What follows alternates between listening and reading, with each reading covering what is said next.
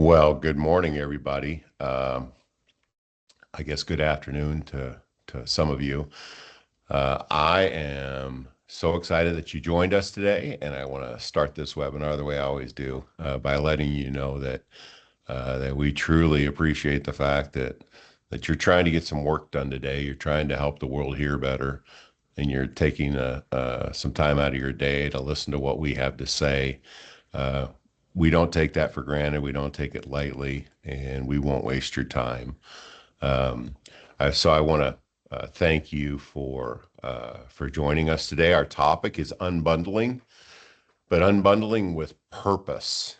And I brought somebody into this webinar who I think is probably the world's expert on the topic. My good friend Randy Schoenborn, who works with us here at Acuity. And I know that this topic is going to stir up a lot of questions, or I'm assuming it will. And I want to invite everybody to ask us questions. We'll give you our contact information if you don't have it. Also, you can just enter questions in the chat, and we've got Sarah who will be monitoring those questions, and she'll ask them either when it's appropriate or share them with us at the end of our presentation. But we will get to all of your questions should you have any.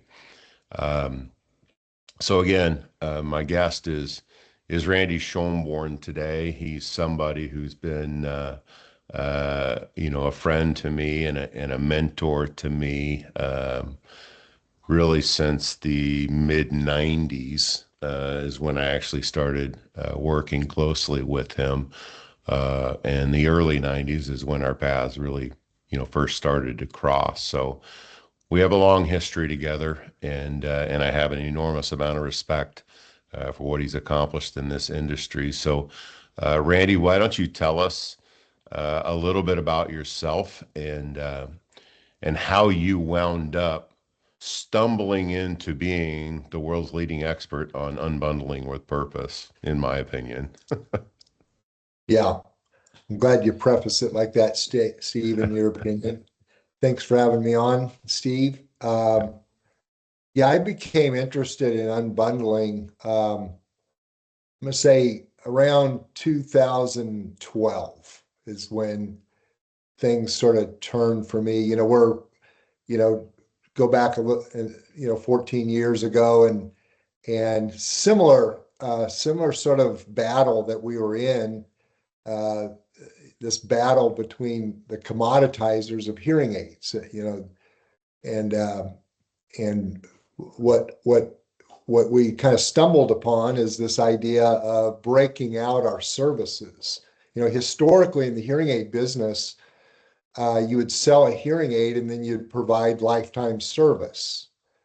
And that seemed like the right thing to do for so many years. It seemed like the good, customer service providing kind of pricing model, until you kind of discover, well, it really does devalue everything that we do for the patient.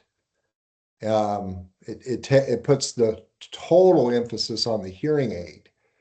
And so by unbundling, what we're ultimately doing is we're showing the patient and demonstrating to the patient that the value of what they're receiving isn't just the hearing aid. In fact, the hearing aid is just a fraction of what we're providing. Um, and so, yeah, I was in the middle of, just really combating the early days of third party kind of biting into the marketplace. It was certainly, there was the big box stores were coming in and offering lower pricing, and you've always had lower pricing, but it just kind of dawns on me at that moment in time, we need to unbundle our services for the sole purpose of showing our patients the value that we're providing that goes way beyond the hearing aid.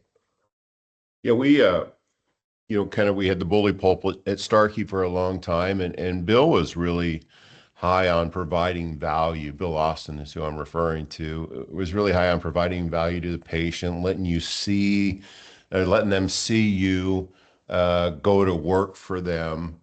When you were in retail kind of early in your retail career, you started, for those of you who don't know, Randy started with, 3 clinics and grew that into 65 or 70 clinics, I think, Randy, and then eventually ran all of Starkey's retail clinics. Of course, you had a team, and Cade was part of that team. Sarah was part of that team. It was, a really highly functional team that ran all of these clinics. But what you mentioned, things that were changing in the industry, um, to where you thought, we really need to unbundle. And when we say unbundling with a purpose, that's different than unbundling to make things easier in your world. Can you explain to me just a little bit deeper about what the purpose, in your opinion, of unbundling should be?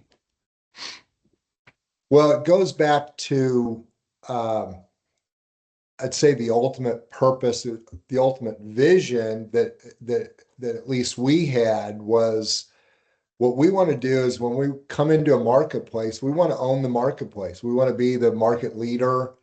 We want to do that ultimately by doing good work for the patients, honest, good, genuine work. Hmm. And that's really the starting point of how you go build a business. And we began to focus primarily our number one, I'm saying, key performance indicator became active customers, looking at who our active customers were, how many unique individuals are we seeing in a given year or in the last year, let's say. And then and then and then are we growing from there? Are we gaining customers? Are we losing customers? And so that's the primary purpose of everything that we do is how do we go attract new customers and then keep them over a period of time. So it is kind of a long game. It's thinking about it in terms of building your practice over a long period of time. And so that's what we do today. I mean, it is our vision to gain captive active customers. It's our primary focus. And so uh, unbundling ties into that because it is a significant way that we can show the patient our value and see that we're the right place to keep coming back to.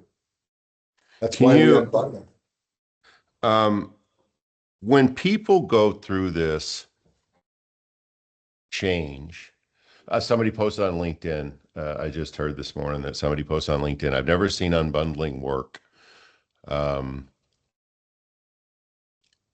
what are some pitfalls? What are some how does it devolve into becoming something that I think you said earlier can be distracting or destructive?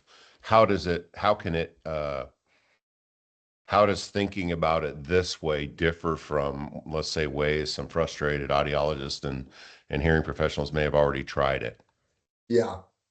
Well, you're taking me back to the time when I introduced it to our team. We had, like you say, we had several clinics, dozens and dozens of clinics at the time.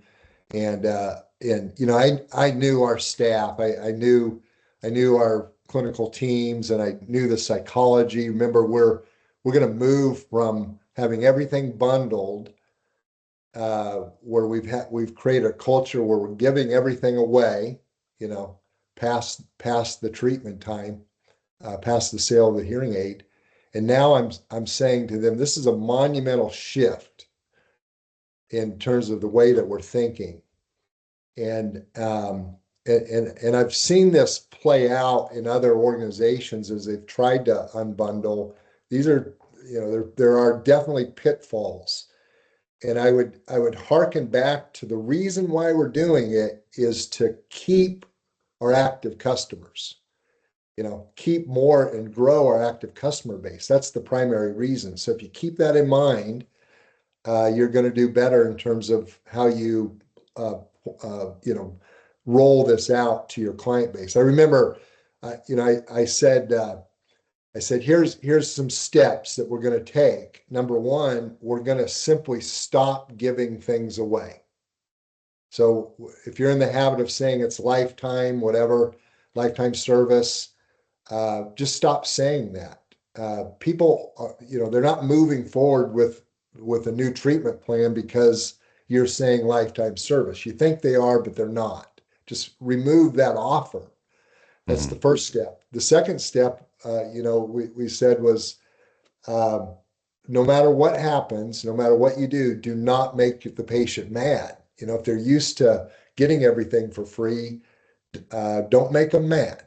You know, Hmm. that's number one thing as we kind of move forward. And think about it like this. This is really hard for your team to grasp. It's hard for I think anyone to grasp. Unbundling isn't about creating more revenue. It's not the purpose. Remember, the purpose is to you know, gather new customers and then keep them over time. That's the purpose. And so it's not about the revenue. Revenue will come, and it'll come in all kinds of different ways. And we can dig into that deeper. Revenue will come, but if you think it's about creating more revenue, you're gonna you're gonna make people mad. And you got to emphasize that to your team because you're a lot of times your team they don't get that right away. They think they got to charge everything. So when I say stop giving it away, I'm not saying start charging. I Hmm. know that's a nuance, but um, but it's an important distinction. We're Um, talking about training people and changing the way they think. I like, having this strategy in mind. We've got our most important thing as active customers so that when we go in and train a clinician, here's why we're unbundling. Um, we are also teaching them what our core values are, which is really important if you don't have core values to have them set up because everything that we teach will be to keep and attract more active customers and getting them to understand. I've heard you say this, Randy. This is the number one measurement you look at when evaluating what a practice is, how they're doing or how they're worth. Are they growing or are they shrinking? I like to look at this, identifying what you're really about to your staff as kind of a lighthouse in the middle of the ocean. So if they start getting off track and thinking this is about charging for our services, no, it's not. It's about getting and attracting and keeping active customers. And you start driving that down. And this takes a long time. This isn't something, Randy, that you wake up on a Friday and say, on starting Monday, I'm going to start unbundling prices, unless you're the only clinician and you don't mind looking silly in front of a patient for a long time. Am I correct? you're right, exactly. It's a long haul for sure. It's a long switch. So Yeah, we this start, is yeah. yeah, go ahead. Well, I'm just going to say you're throwing up this active customer report. Well, I'll say one way that you get your team kind of focused on this number one reason and focal point, active customers, is uh, we distribute this report once a week to our team, and and so it's in front of them all the time. We put several emphasis, several quarterly emphasis on active customers. It comes up again and again and again and again to our team. So I'd say a good starting point, Steve, for clinics organizations is to produce a report like this and push it out to your team, understanding this is a tenet in all measurements. Write this one down. This will take effect after you push it out for 18 months. Yeah. Again, this is a long game that we're playing. And so your team will slowly but surely come to this understanding that this is the focal point of what we're trying to do. We're trying to build our organizations, grow our grow our standing in the marketplace. And so the focus is right here on the active customers. And we found this necessary because we're in the business of better hearing, not selling hearing aids. And, we've been saying that for, I've said it from the stage, you said it from the stage for a long, long time. That's what we should be doing. At Acuity, we feel like we're practicing what we preach, and that our business is the majority of it is private pay. Uh, and we've engaged with companies that are 40, 50, 60% TPA business right now. And they've started to engage in this kind of activity and we're not saying people need to eliminate third parties. That was a whole other webinar.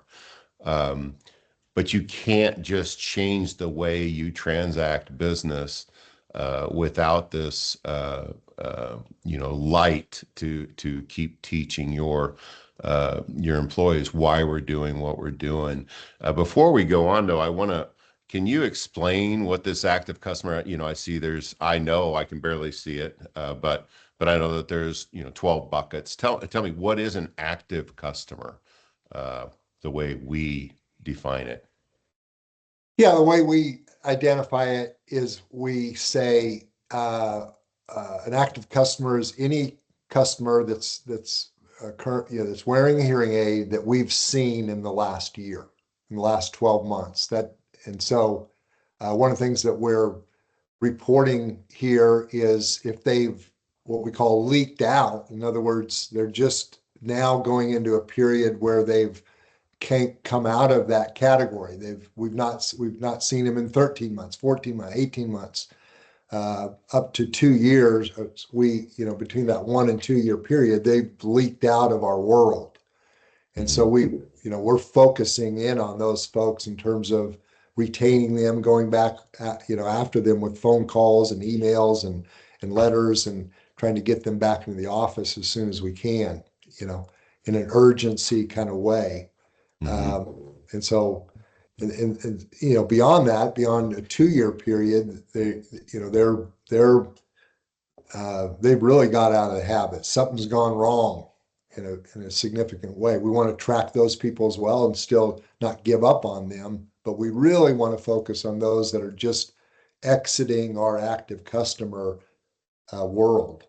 Um, Mhm. so, yeah, this looks like a lot of numbers, and it is, but it's clinics, individual clinics that are identifying how many how many how many how many active customers do you have of those? How many are new? Just now coming in that you've gained? How many have you lost? Ultimately, what's that net number? I don't know what that bottom number is showing, but in general, 10% growth is good. 10% increase in active customers. So many times we run this report on organizations and they're declining. I'd say Mhm. that's might even be the majority of the time. So that's a huge warning sign. If you've been in business for a while and you're declining, that's a warning sign. You need to be gaining active customers, not losing them. Well, we've kind of talked philosophy about this. We've been going for 19 minutes, and we've talked some philosophy about Yeah. why we unbundle. Let's get into some of the meat of Yeah. how we do it, and I know. We do it by the use of tools. Do you want to walk us through tools, and feel free to expand on, not just the tools, but how you teach these tools, when it's appropriate uh, um to use Yeah. them and when it's not. And we'll start with this first tool. Yeah. This is the golden tool of all tools. The reason why I say that, keep in mind, we've kind of developed this mindset over time is, what's scalable, what systems can we put in place to ensure that our teams, we adopted this, can succeed casually, what are some of the systems and tools that you put in place and you integrate into your culture? And this is, if we're talking about unbundling, this is maybe the most significant tool that we have developed over time. It's a service fee schedule. Keep in mind that roughly 90% of your patient visits are service visits. They're not new patients. Sometimes you see, sometimes you see it at 85%. A lot of times you see it at 95%. But the overwhelming majority, just think about it, the patients that you're seeing coming into your office, or hopefully, if you're pursuing active customers, are going to be service visits. And we encourage service visits. We want our patients to keep coming back. That's how we feel like we will retain them. And when they do come back, here's maybe a primary focus. We want to be demonstrating or showing our value, reminding them of their value. Keep this in mind. The patient is being bombarded with this mindset that it's all about the hearing aid. That's significant. Steve, I was thinking about this. I hang out with our core customers. Those are my friends now. They're 70 in their 70s kind of deal. And what's the number one thing that they ask me? What's the best hearing aid? Or where can I go to get the best hearing aid? And of course, what I like to say, there's a lot of good hearing aids out there. There's actually only 5 or 6 manufacturers that are out there producing them, and they're all doing good work. The significant key that you want to do as a hearing aid wearer is go find a clinician that is willing to manage your hearing over time, interface the technology to your ear. It's all about the clinician. It's not about the hearing aid. But the marketplace thinks it's about the hearing aid. And they don't, and if you've landed a patient, now you're treating them and you've promised to treat them over the course of their lifetime now, they're going to continue to be bombarded with the idea this is about the hearing aid. And so our job as clinicians and clinical teams is every time we encounter with them, we need to remind them that it's way more than the hearing aid. That's the key. We need to be the evangelist out there that are saying this is not about the commodity, it's about what we're providing. The value is really here. This is it's not that sort of business model is not for everyone. You're going to have a lot of people in your marketplace that just want the commodity. That's fine. We're after a core customer that values the management of their hearing over the course of time. And so we want to remind them, and that's what this service fee schedule does. It's simply breaking down all the, I'm going to say, differentiating activities that you do in the course of a patient visit. Mm-hmm. And we want to put a charge on, we want to put a value, a monetary value on each of those services. And so you can do it however you want. I mean, we would be happy to share this one with you. There's nothing magical about it. You're just breaking down all the things that you do in the course of a patient service visit or otherwise, and putting a monetary value on it. And then what you're doing through the course of your visit is you're marking up what you've done. I've looked in your ear. I've done otoscopy. You say, well, that's not that big a deal. Well, hand that to the person on the street and see if they can get a good picture of the ear, down on the eardrum kind of deal. It's not that easy. I was commenting to Sarah while she's getting all this ready today. She makes everything looks easy, getting all this set up, but that doesn't mean it's easy. So everything you do, just think about cerumen management. Hopefully you're using videotoscopy, using curetting because it's the best way to manage wax. That's an excellent way to show your patients your work, by the way. And that's valuable. There's very few people in this world that can look at an ear through a video otoscope and then take a curette and remove the wax from the ear. It's a very rare skill. So you're charging for cerumen management. You're putting a charge on everything. I should say that differently. You're putting a monetary value on everything that you're doing. And so, yeah, this is a key tool. I say it like this: at the end of every visit, you got to have at least one document for the patient. There's four of them. There's a service fee schedule that's overwhelming, majority of the time that you're using this, or you're using a treatment contract, purchase agreement, or you're using a delivery protocol, or if you've seen a new patient and you failed to move them forward with new treatment plan, you're utilizing a test not treat where treat document where you're kind of going into your own kind of world and asking yourself, why was I unable to persuade the patient? Those are the four documents. This is the one that's most used. And I will Right. say while we're here, um, the object isn't to go now and charge, because if you add it all up, if I do a cerumen management otoscopy, if I do a test on the patient, if I do any kind of verification procedures, sound field or real ear, it could add up to, $300-400 or more.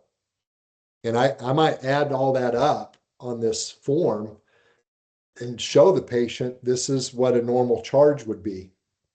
What a lot of our patients are doing is they're signing up for our annual service plan. And so I'm going to say, I say all that to say this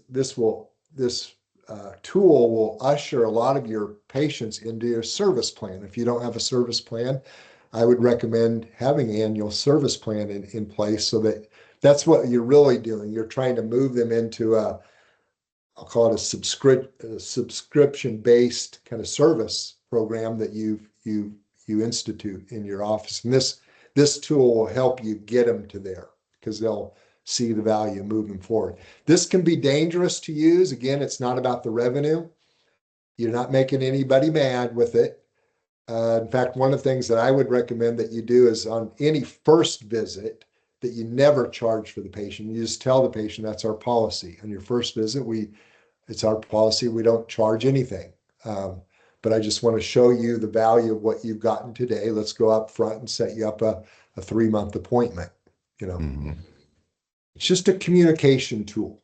That's all it is. Here's another Yeah. tool.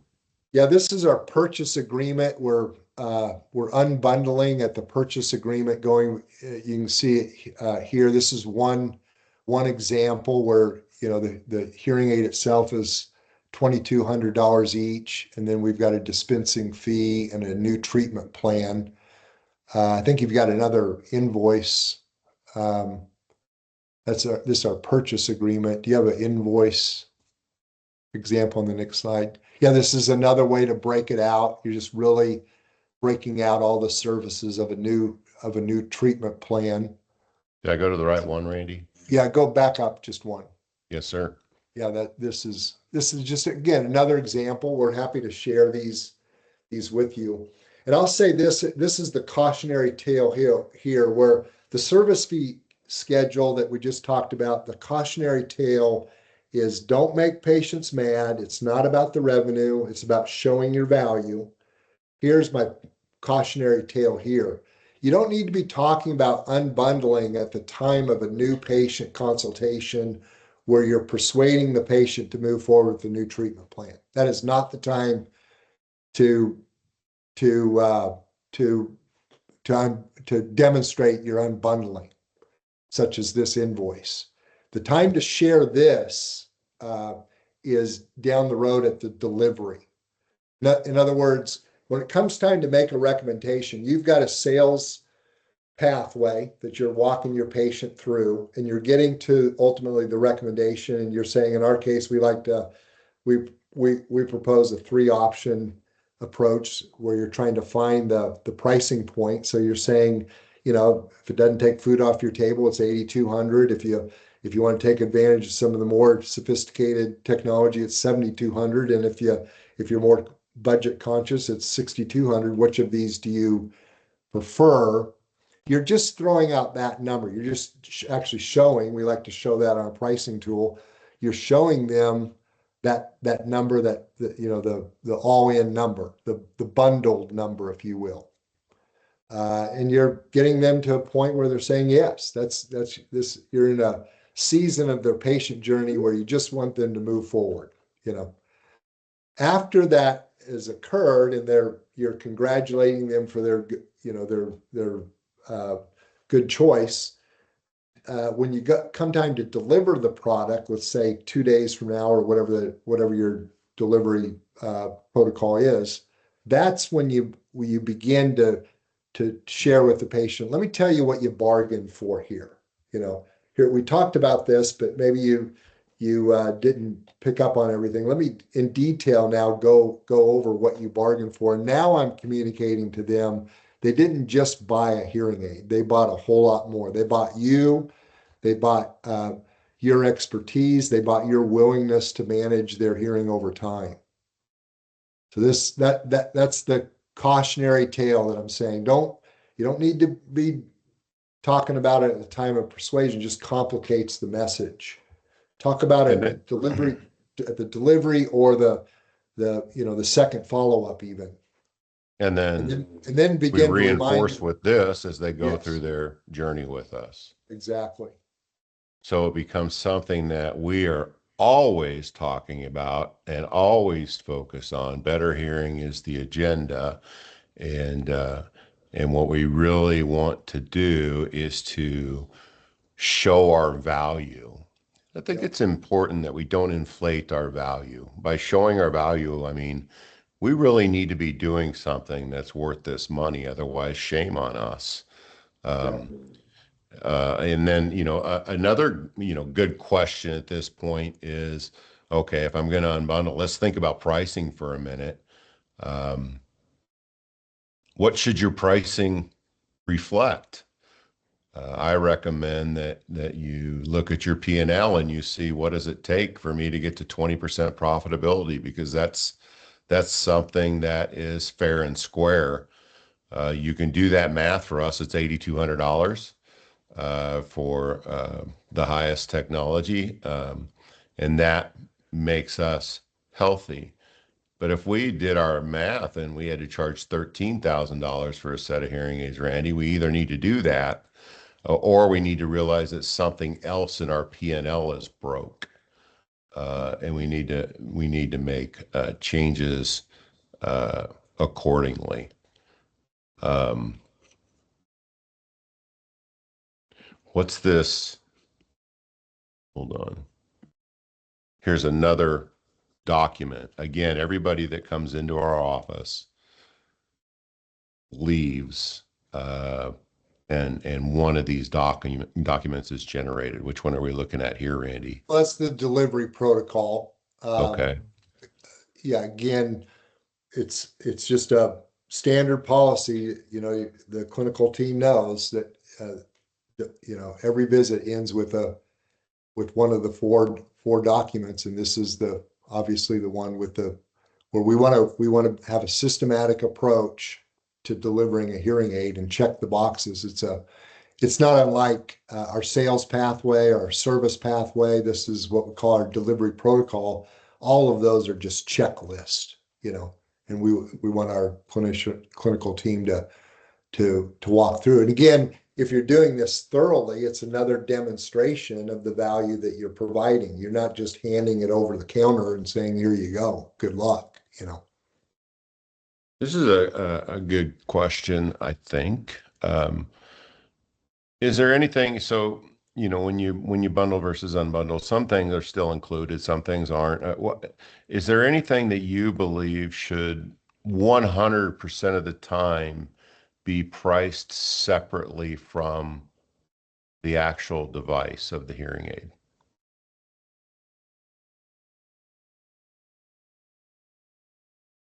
Well, your agreement to service the hearing aid over a period of time. Uh, yeah, unbundling your testing. Uh, Part of your servicing would be that you're going to do an annual test and annual verification once a year under the service agreement. It does bring up this idea, if my recommendation is you omit the word warranty of hearing aid forever. It's like that's just putting more emphasis on the hearing aid. Put the emphasis on your service and your agreement to, and under a new treatment plan, I'm going to provide you a complete service package for the next 3 years. I would put a time limit on it, 2 years, 3 years, whatever the case might be. When they do come back in for their service through the course of that time, you want to again break out the service fee schedule and show them all the work that you're done, show them the value that's there, and then remind them that when they purchase the treatment plan, that that was all included, you know. And as Mhm. the time approaches where that's coming to an end, you're kind of preparing them to move into either a new treatment plan or they'll be needing to move into a service plan. I don't know if I answered your question, Steve, but You did. Um, Tell me about this tool here. well, this is just a debriefing that's really, again, this is, you mentioned Bill Austin, Steve. He was a big mentor to both you and I, and we talk about it all the time. But this is what he used to do uh, when he was selling hearing aids in a domicile way, door to door. He would, if he failed to close someone, he would hit the seat of his car and start taking notes as to why that happened. Why was he not able to move the patient forward when they totally needed his help? And so this is just a document that helps us learn and get better. One of our core values is we're forever learners, and we want to develop a culture where it's okay. No one's going to beat you over the head just because you didn't move someone forward, but it's not okay to learn, to Hmm. not learn from it, and just really be this point of being self-critical in a I use that word in a positive way. Be critical uh, with with the with your approach. How well did you walk through the pathway? Did you stay committed to it throughout? That kind of thing. You use the word, and we use the word in our business, the pathway, a lot. In my experience, there's not a whole lot of uh, practices that actually use a, um, a repeatable, consistent pathway when dealing with your patients. Can you tell me a little bit more about the process in our pathway, whether it be, what are some let's call it, the lighthouse effect. What are some things that we keep our eyes on in our clinics when a patient comes in the door for whatever reason? Tell me more about our pathways. Well, yeah, two different pathways, two different reasons why your patients are coming through your door. One they're kind of sort of thinking about getting some new hearing aids. That'd be one agenda. The other is, again, we talked about the vast majority of the time they want you to kind of sort of focus on their hearing aid Hmm. and and get their hearing aid working good. And so we have two distinct pathways that we coach and try to inject into to to our teams. Um, Steve, I think about it. We're you know the patient journey is what we're really talking about. They're coming in as new patients. They move towards new treatment. Now they're on a lifetime journey of service and new treatment plans and service and new treatment plans. That's the journey that we're on. And yeah, so they come in for a hearing aid. They're a new patient. They don't wear hearing aids. We're going to walk them through a 10-step, 10-step pathway that's designed to ultimately uh, show them the value of their hearing and why they need to move forward. Um, In the back of my mind, I keep on thinking about, the aspect of insurance. Steve, we've not talked about that yet. Let me address some things there, if I may. the elephant in the room, please. Yeah, yeah, yeah. Um, one of the things that unbundling, in my view, is not about, it's not about serving the insurance world or the insurance mindset. I'll call it the insurance business model.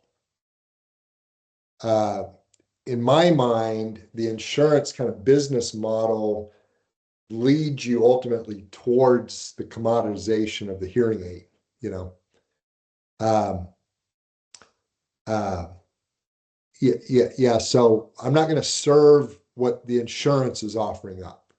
I'm going to serve the patient first and foremost. I'm focused on the single objective of getting them the best hearing they possibly can. I'm not worried about how they're going to pay for it.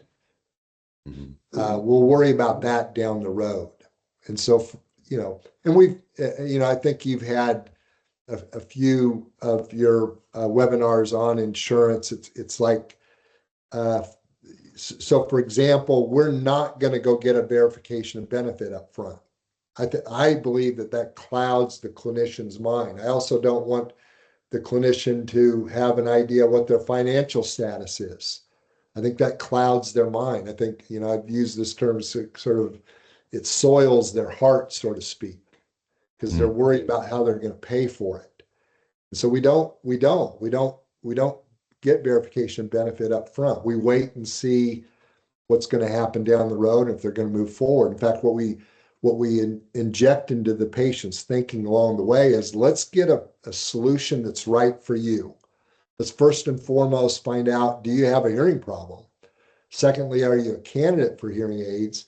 And then we're going to consider all the things that are out there, including your budgetary concerns. And then we're going to come up with a recommendation that's best for you. Now, if insurance comes along and helps out, that's great. That's great. Uh, we want you to get every benefit you got coming to you. But let's come up with a solution that's right for you, minus any help that you're getting from the insurance. That's kind of what I'm saying. I know is counterintuitive. Uh, I think the intuitive thing to do is go towards insurance. You're going to collect more revenue that way, maybe. And at the end of the day, it will, in my view, and what I've seen over the course of time, it will really hijack your conversion rate.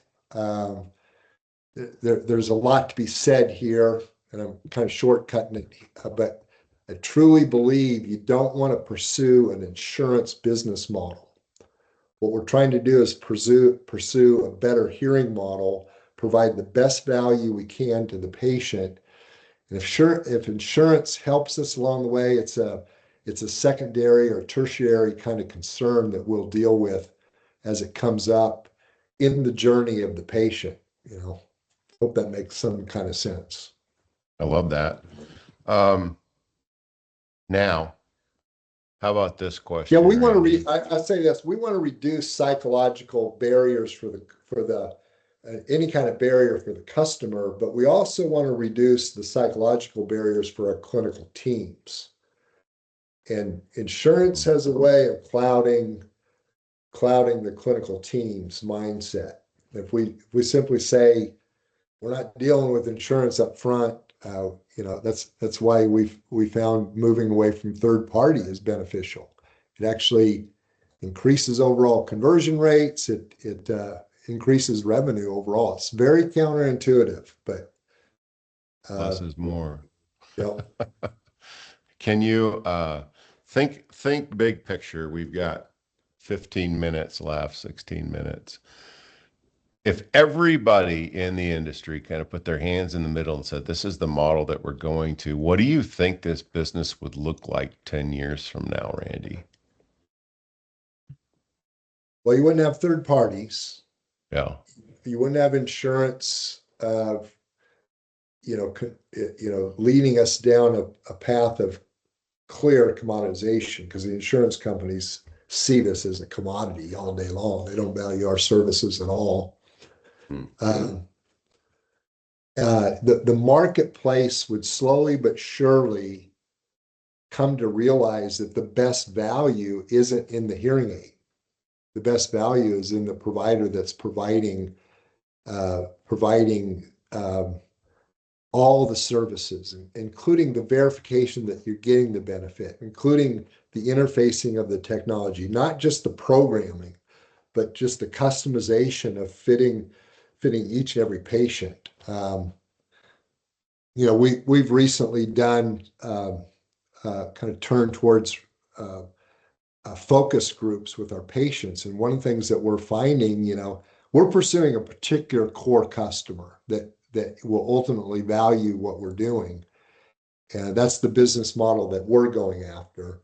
And I think that core customer who values, high touch, concierge level care, values the expertise that we're providing, that market will grow if everybody threw their hands in the middle and really focused in and on a better hearing model and weeded out anything that makes this about the commodity, the hearing aid.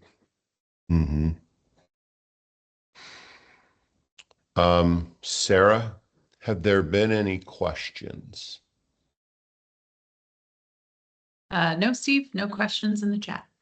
Okay. So Randy, let's talk about what are the first steps that you believe that somebody on this webinar or somebody in the future looking at this webinar, what are the first steps that they should take in understanding this journey ahead of them and making a decision on whether or not they want to adopt this future for themselves?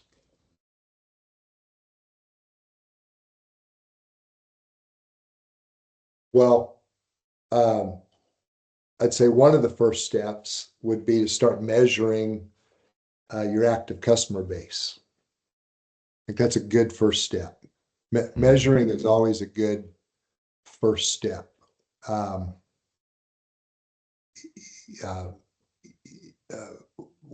Beyond the active customer list, we do a workflow report that shows what your daily patient visit count is. You want to increase your daily visit count because that's ensuring that you're seeing the patients that you're seeing. But I'd say the practical first step, beyond kind of getting a little bit of a litmus test of what's happening in your clinics, is to implement the service fee schedule.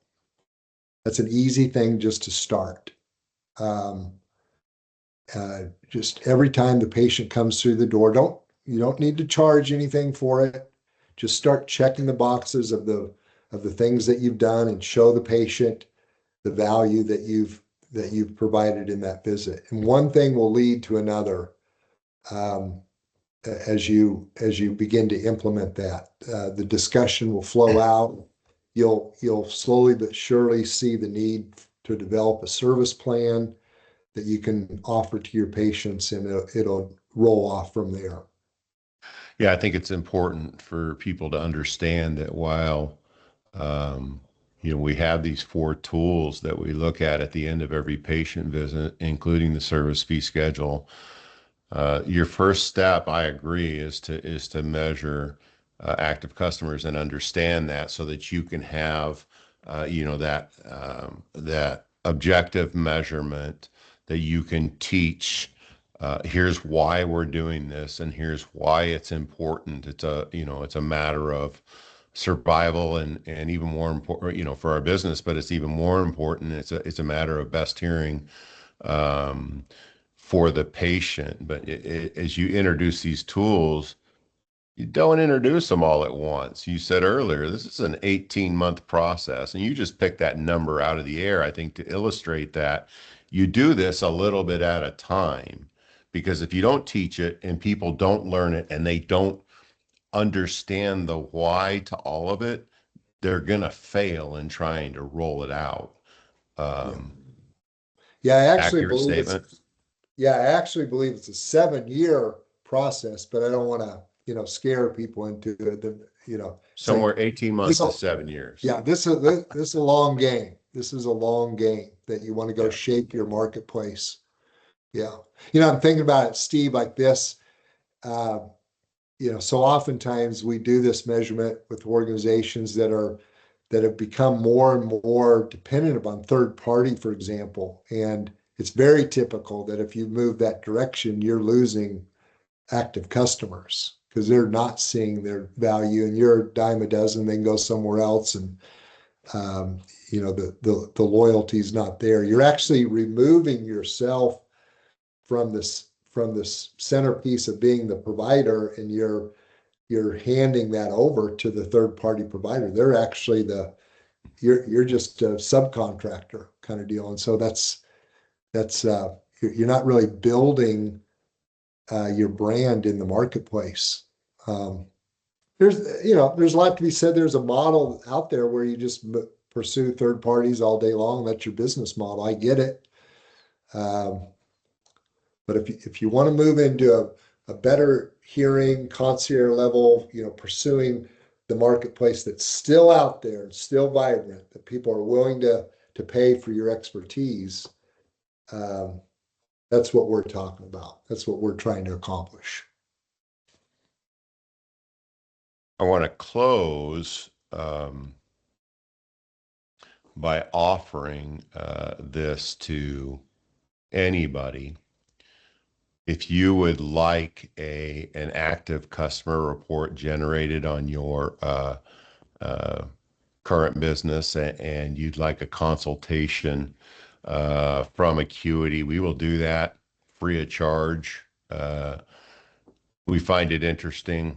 We think it's fun. We're kind of, weird that way. But we'd love to help you, start to explore looking at your business strategically. I had a friend of mine who's with Acuity. He just texted me this during our presentation. So thanks, Joe. Why Acuity? We developed the right mindset. Our core value is better hearing. We teach communication and tools and provide tools that build the muscles during the two pathways. And we teach implementation and strategy. We exist so that the people that are on this webinar can find joy and thrive in the retail hearing aid world. And we have these tools. We love working with people to develop a strategy and then teach them how to implement that strategy. And we've got, expertise on our team where there's a lot of us that have led very large teams, and we just know what we're doing. And every process that we have is documented with training tools and presentables to the patients, all along the way. This isn't just some pie in the sky idea. This is something where we can hand you our playbook and teach you how to run these plays. And we'd love to just kind of start the conversation just by identifying, are you growing or are you dying? What's going on in your active customer world? So that's our offer to you, to reach out to me. And we will 100% do that free of charge. And in fact, we'll enjoy doing it with you. Randy, is there anything that you'd like to say in closing? I think you've said it all, Steve. Thanks for having me today. Well, thanks, Randy. Thanks to everybody who attended, and golly, go have a great day. Finish the week strong tomorrow, and give me a call if you'd like to discuss any of this. We're rooting for all of you. Take care.